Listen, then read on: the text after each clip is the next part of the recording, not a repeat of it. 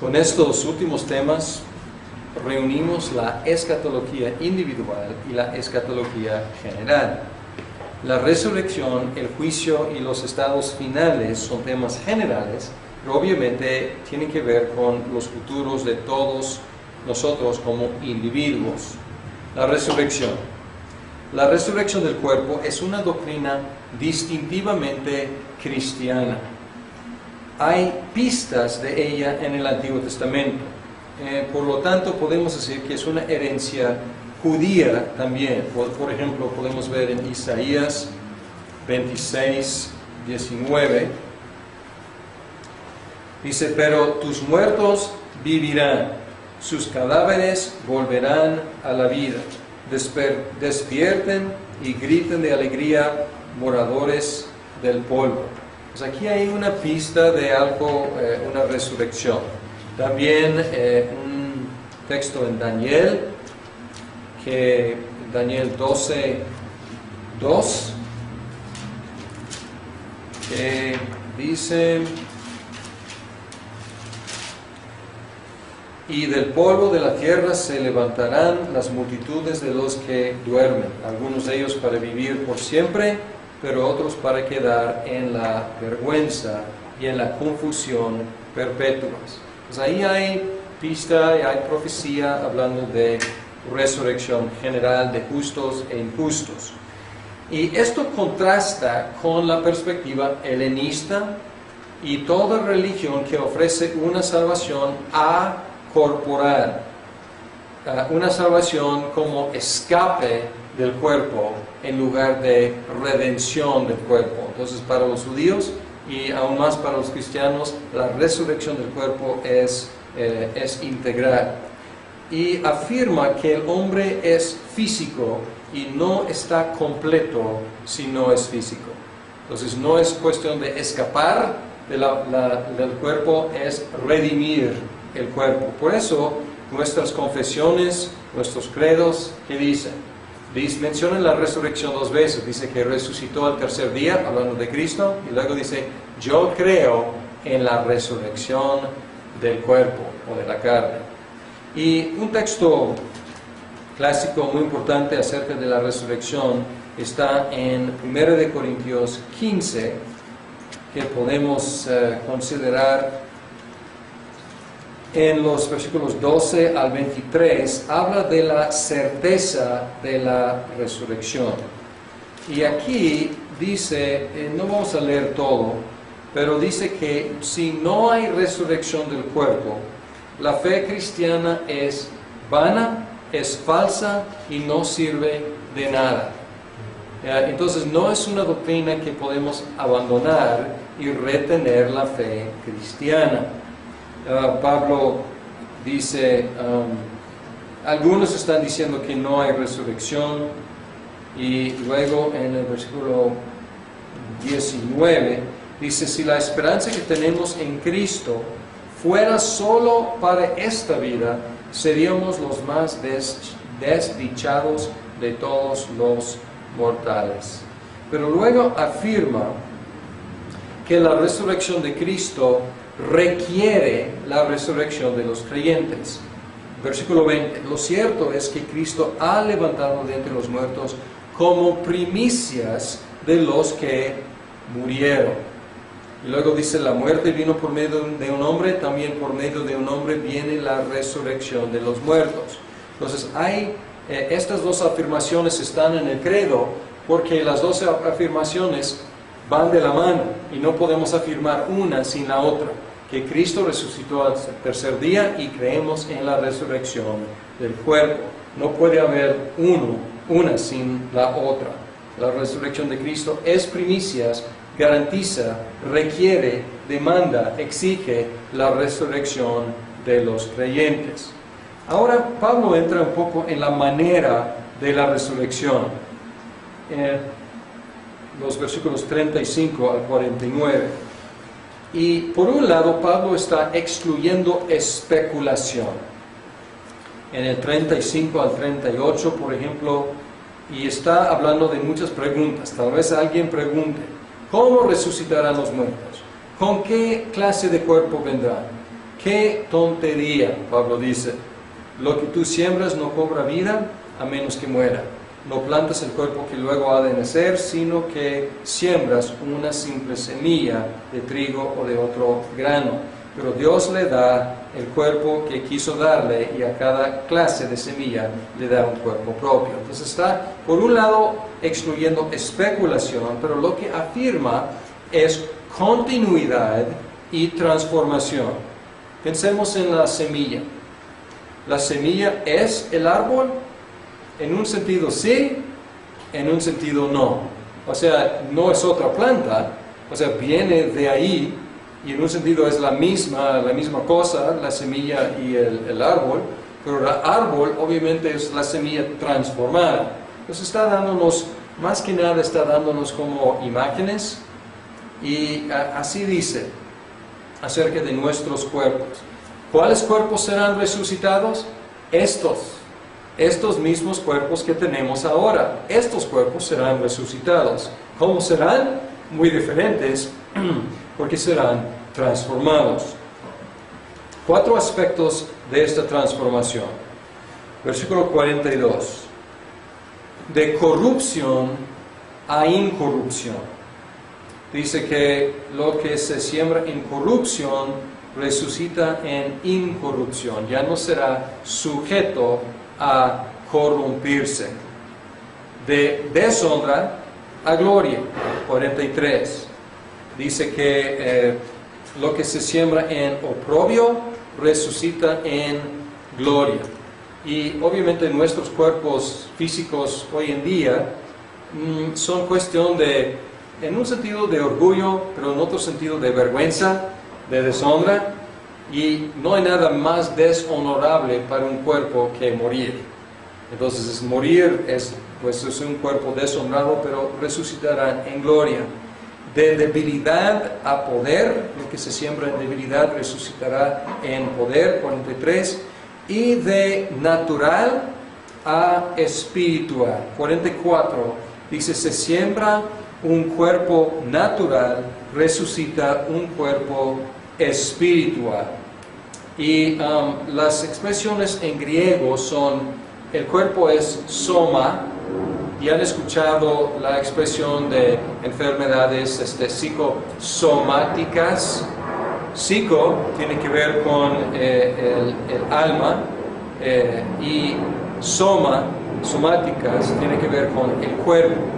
Y aquí está diciendo que hay un cuerpo, un soma psíquico, psíquicon, dice aquí, y hay un cuerpo, un soma neumáticon.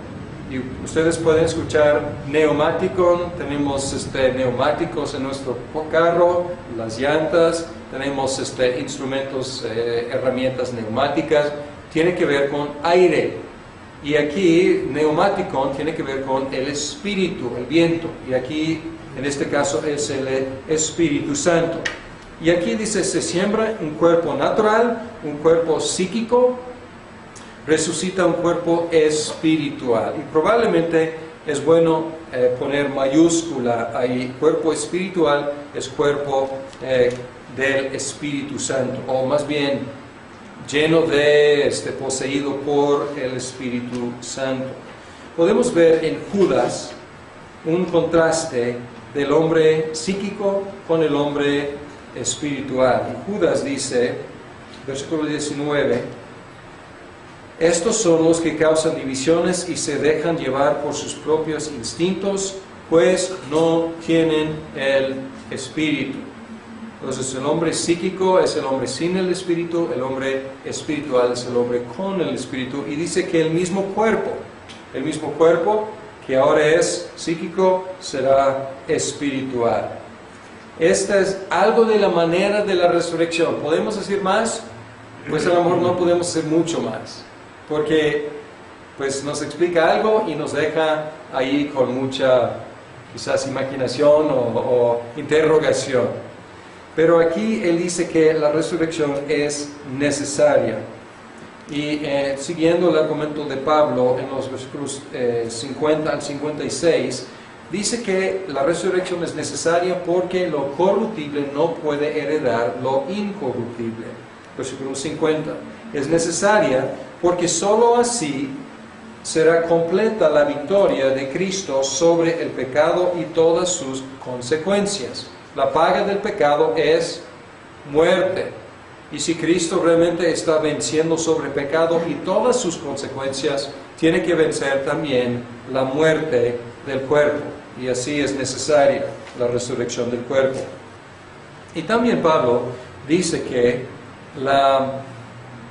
y aquí déjeme leer un poco, dice: la muerte ha sido devorada por la victoria. Luego dice en 56, el aguijón de la muerte es el pecado, el poder del pecado es la ley, pero gracias a Dios que nos da la victoria por medio de nuestro Señor Jesucristo. La salvación sería incompleta sin la resurrección del cuerpo. Y por último, la resurrección es necesaria para dar significado a nuestras vidas el día de hoy. Y es muy interesante que Pablo termina con un estímulo para vivir hoy con significado, con propósito en nuestras vidas. Dice: por lo tanto, tomando en cuenta todo lo que él ha dicho en todo este capítulo sobre la resurrección de Cristo, sobre la resurrección nuestra, dice: por lo tanto, mis queridos hermanos, manténganse firmes e inconmovibles, progresando siempre en la obra del Señor, conscientes de que su trabajo en el Señor no es en vano. Y aquí tenemos la respuesta a la lamentación de Eclesiastés. Vanidad de vanidades, todo es vanidad. Y en Eclesiastés, ¿por qué todo es vanidad? Porque todos vamos a morir como perros. Y todo lo que hacemos en esta vida ya desaparece. Es el pesimismo de Eclesiastés. Y la respuesta nos saca un poquito. Eclesiastés al final dice: temen a Dios y obedezcan sus mandamientos. Pues, ok, buen consejo, pero ¿qué de mi vida? ¿Tiene significado o es en vano o no? Y aquí está la respuesta. Y dice: sigan adelante firmes e inconmovibles. Su trabajo en el Señor no es en vano. ¿Por qué? Porque Él resucitó. Y tú resucitarás en Él. Por lo tanto, lo que haces en esta vida realmente cuenta. No es en vano. Y si aunque vas a morir, también vas a resucitar. Entonces aquí es la respuesta a esa lamentación. Ahora es la resurrección. El juicio final. ¿Qué podemos decir acerca del juicio final? El juicio final será universal. Incluirá a todos los seres humanos y a los ángeles caídos. Pueden ver Romanos 2, 5 y 6, donde habla de los seres humanos. Dice: pero por tu obstinación y por tu corazón empedernido, sigues acumulando castigo contra ti mismo para el día de la ira, cuando Dios revelará su justo juicio, porque Dios pagará a cada uno según lo que merezcan sus obras. Entonces todos los seres humanos, segunda de Pedro 2:4, también incluye a los ángeles caídos, los ángeles malvados. Segunda de Pedro 2:4 dice Cristo, estoy en primera de Pedro. Dice: Dios no perdonó a los ángeles cuando pecaron, sino que los arrojó al abismo, metiéndolos en tenebrosas cavernas y reservándolos para el juicio. ¿Y qué será juzgado? Todos los pensamientos, 1 Corintios 4:5, todas las palabras, Mateo 12:36, y todas las acciones, Apocalipsis 20:12. En otras palabras, todo. ¿Cuál es el propósito de juzgar las obras de cada persona, es pagarles según lo que ha hecho, lo que acabamos de leer en Romanos 2:6. Dice que porque Dios pagará a cada uno según lo que merezcan sus obras. Ahora, no debemos suponer que este hecho del juicio final según obras signifique que la salvación es por obras. La salvación es por fe, cosa que ya hemos establecido bastante bien en este curso. Pero la única forma de comprobar la presencia o ausencia de fe es juzgar las obras. En Santiago 2:18 dice, muéstrame tu fe sin obras, y yo te mostraré mi fe con mis obras. Entonces no hay forma de mostrar fe si no hay obras. Y también el juicio en sí, aunque es según obras, incluye elementos de gracia. Vamos a ir a esa parábola de las cabras y las ovejas en Mateo 28, 31 a 34. Dice, cuando el Hijo del Hombre venga en su gloria con todos sus ángeles, se sentará en su trono glorioso, todas las naciones se reunirán delante de él, y él separará a unos de otros, como separa el pastor de las ovejas de las cabras. Pondrá las ovejas a su derecha y las cabras a su izquierda. Entonces dirá el rey a los que estén a su derecha, vengan ustedes a quienes mi Padre ha bendecido, reciban su herencia, el reino preparado para ustedes desde la creación del mundo. Tomando este texto solito, que es la introducción, es de mucha gracia, ¿no es cierto? Antes de hablar de sus obras, él dice, a quienes mi Padre ha bendecido. Dice, reciban su herencia, el reino preparado para ustedes desde la creación del mundo. No desde que ustedes hayan hecho alguna obra buena o mala, no. O sea, hay una gracia aquí eterna. Este reino es para ustedes, los bendecidos, desde antes de la creación del mundo. Entonces, obviamente, esta bendición preparada, esta herencia preparada, no se basó en las obras de ellos, se basó en el plan y la gracia de Dios. Y por lo tanto, el juicio final no debe ser causa de terror para los creyentes. En Romanos 8, el versículo 1, dice que no hay condenación para los que están en Cristo Jesús. Por lo tanto, el juicio para los creyentes no es para ver si seamos salvados o seamos condenados. Así es el juicio final entre los musulmanes, pero entre los cristianos no es así, porque ya tenemos la sentencia predicha. Ya nos ha dicho cuál es la sentencia final. Sin embargo, no debemos tomar este asunto ligeramente.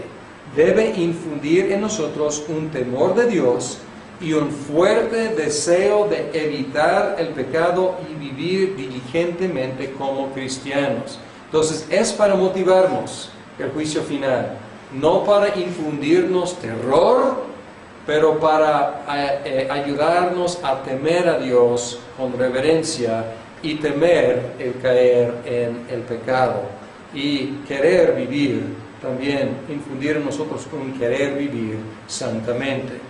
¿Cuál será el resultado del juicio final? Será la confirmación del estado final con recompensas correspondientes a las obras.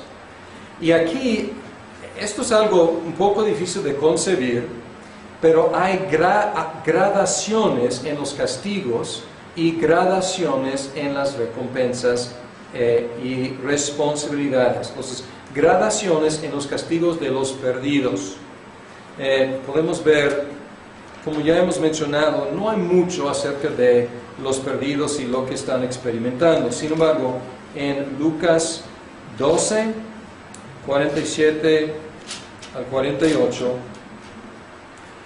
dice: el siervo que conoce la voluntad de su Señor y no se prepara para cumplirla recibirá muchos golpes. En cambio, el que no la conoce y hace algo que merezca castigo recibirá pocos golpes. A todo el que se le ha dado mucho, se le exigirá mucho.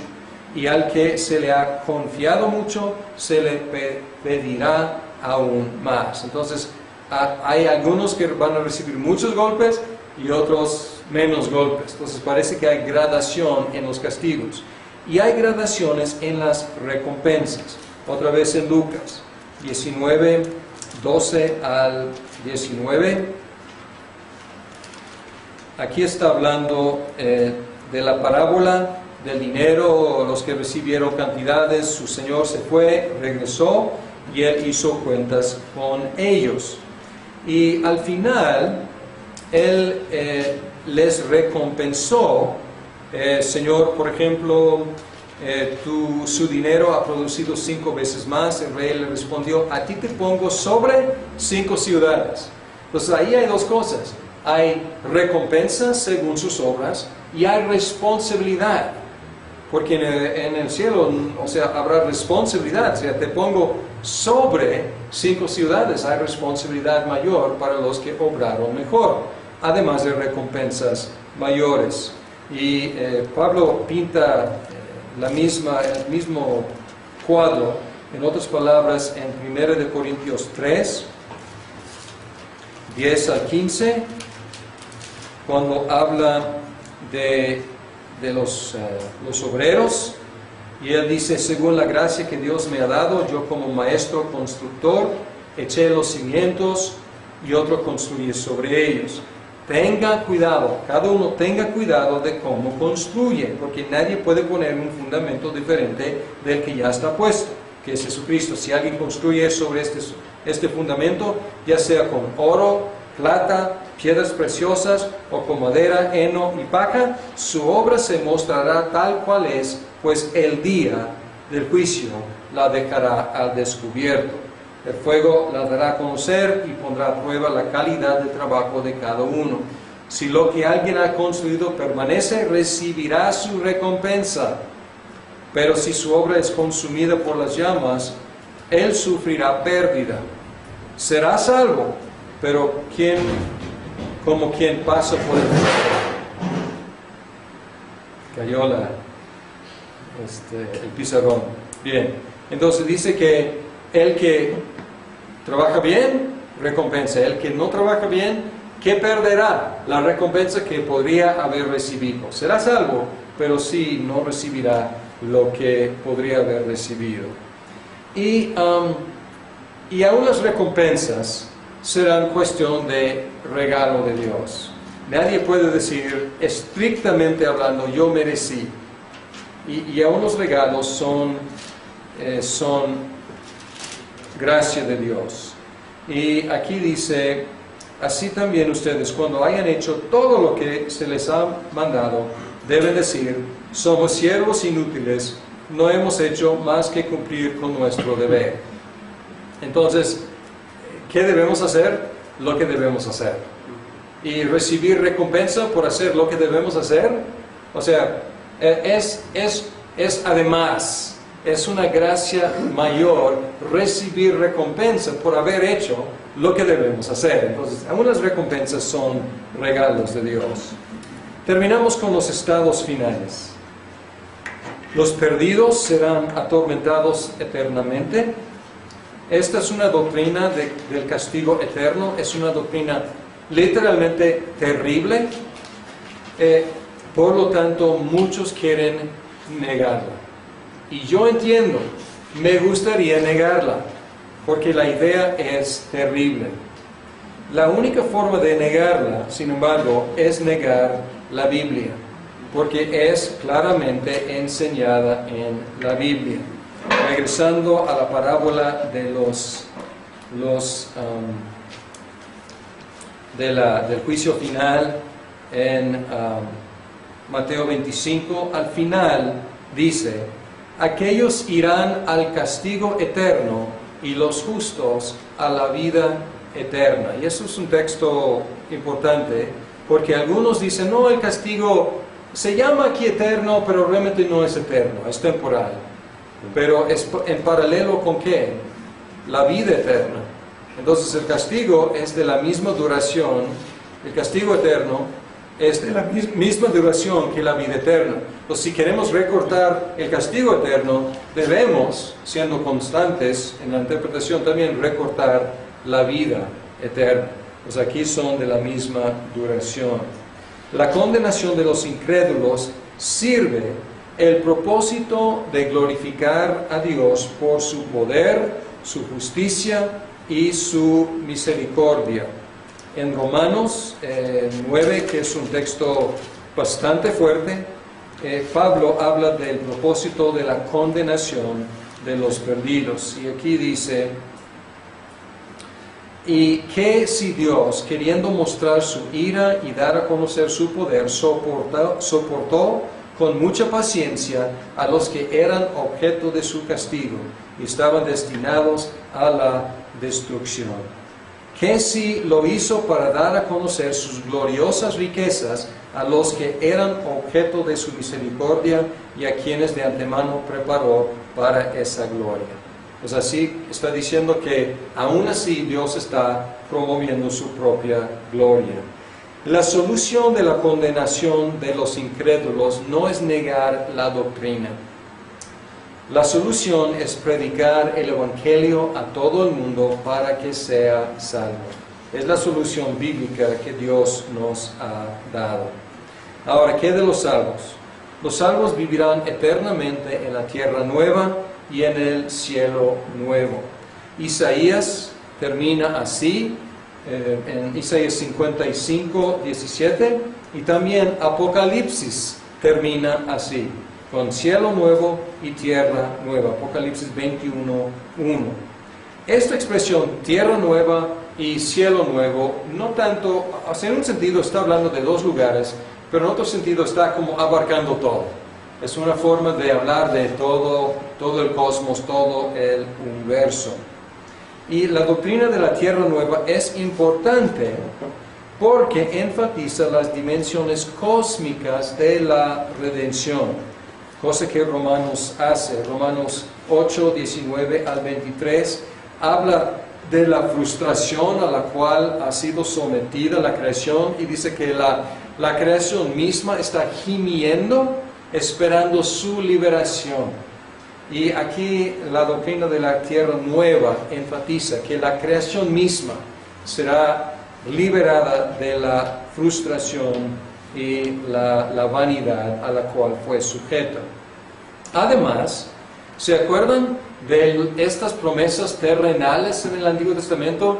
Cuestión de diferencia de interpretación entre las posturas milenialistas. Es importante la tierra nueva, sobre todo en el esquema amilenialista, porque ahí están los cumplimientos mayores a esas promesas terrenales. Y yo diría, estas promesas, los postmilenialistas dicen, no, pues ustedes no toman muy en serio esas promesas terrenales. Pero yo diría, al contrario, nosotros tomamos muy en serio esas promesas porque los cumplimientos que anticipamos nosotros son mucho mayores que cumplimientos durante un periodo de tiempo aquí en la tierra. Son cumplimientos cósmicos, cumplimientos eternos en la tierra nueva. La promesa de una tierra nueva y un cielo nuevo no incluye mucha información acerca del proceso de renovación, pero segunda de Pedro sugiere que será semejante a la limpieza del diluvio, pero más completo, siendo efectuado por fuego en lugar de agua. Por ejemplo, 1 de Pedro 3, 5 y 6 dice, así se adorna, no, estoy en primero, perdón, otra vez, segunda de Pedro 3, 5 y 6 dice, pero intencionalmente olvidan que desde tiempos antiguos por la palabra de Dios existían el cielo y también la tierra, que surgió del agua y mediante el agua. Por la palabra y el agua, el mundo de aquel entonces pereció inundado. Y luego brincando al versículo 10. Pero el día del Señor vendrá como un ladrón. En aquel día los cielos desaparecerán con un estruendo espantoso, los elementos serán destruidos por el fuego y la tierra con todo lo que hay en ella será quemada. Parece como aniquilación, destrucción total. Pero luego dice, ya que todo será destruido de esta manera, no deberían vivir ustedes como Dios manda, siguiendo una conducta intachable y esperando ansiosamente la venida del día de Dios. Ese día los cielos serán destruidos por el fuego y los elementos se derretirán con el calor de las llamas. Pero, según su promesa, esperamos un cielo nuevo y una tierra nueva en los que habite la justicia. Pues parece que es una purificación, una limpieza más a fondo, porque será en un sentido una destrucción, pero de ese proceso destructivo saldrán los cielos nuevos y la tierra nueva. Y este proceso es paralelo a lo que vemos con la resurrección del cuerpo. Hay continuidad y hay transformación. Entonces, será la tierra como la base de la nueva tierra, los cielos, la base de los nuevos cielos, pero completamente transformados por medio del fuego. La escatología, terminando este tema, y así terminando nuestro repaso de la teología sistemática, la escatología fácilmente se puede convertir en tema de controversia, y muchas veces es. Pero más que nada debe ser en la vida del cristiano motivo para perseguir una vida cristiana de excelencia. Y termino con lo que acabo de leer, otra vez voy a recalcar, dice aquí, ya que todo será destruido de esa manera, no deberían vivir ustedes como Dios manda, siguiendo una conducta intachable y esperando ansiosamente la venida del día de Dios. Vamos a orar. Señor, gracias te damos por este repaso que hemos tenido de este curso de teología sistemática, y te pedimos que con esta idea podamos terminar, que saliendo de aquí, que tú nos ayudes a buscar vivir por tu gracia, por el poder del Espíritu, que podamos vivir la vida que tú mandas y que podamos esperar ansiosamente que tú vengas y que tú hagas nuevo todo. Y te lo pedimos en Cristo Jesús. Amén. Que Daniel 12:2, que dice: y del polvo de la tierra se levantarán las multitudes de los que duermen, algunos de ellos para vivir por siempre, pero otros para quedar en la vergüenza y en la confusión perpetuas. Pues ahí hay pista y hay profecía hablando de resurrección general de justos e injustos. Y esto contrasta con la perspectiva helenista y toda religión. Eso dice que resucitó al tercer día, hablando de Cristo, y luego dice, yo creo en la resurrección del cuerpo o de la carne. Y un texto clásico muy importante acerca de la resurrección está en 1 Corintios 15, que podemos considerar en los versículos 12 al 23, habla de la certeza de la resurrección. Y aquí dice, no vamos a leer todo, pero dice que si no hay resurrección del cuerpo, la fe cristiana que ofrece una salvación acorporal, una salvación como escape del cuerpo en lugar de redención del cuerpo. Entonces, para los judíos y aún más para los cristianos, la resurrección del cuerpo es integral. Y afirma que el hombre es físico y no está completo si no es físico. Entonces, no es cuestión de escapar del cuerpo, es redimir el cuerpo. Por eso, nuestras confesiones, nuestros credos, ¿qué dicen? Mencionan la resurrección 2 veces.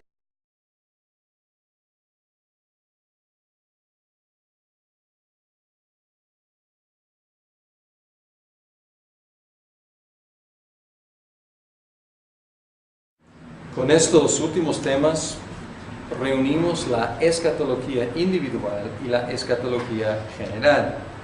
La resurrección, el juicio y los estados finales son temas generales, pero obviamente tienen que ver con los futuros de todos nosotros como individuos. La resurrección. La resurrección del cuerpo es una doctrina distintivamente cristiana. Hay pistas de ella en el Antiguo Testamento. Por lo tanto, podemos decir que es una herencia judía también. Por ejemplo, podemos ver en Isaías 26, 19. Dice, pero tus muertos vivirán, sus cadáveres volverán a la vida. Despierten y griten de alegría, moradores del polvo. Pues aquí hay una pista de algo, una resurrección. También un texto en Daniel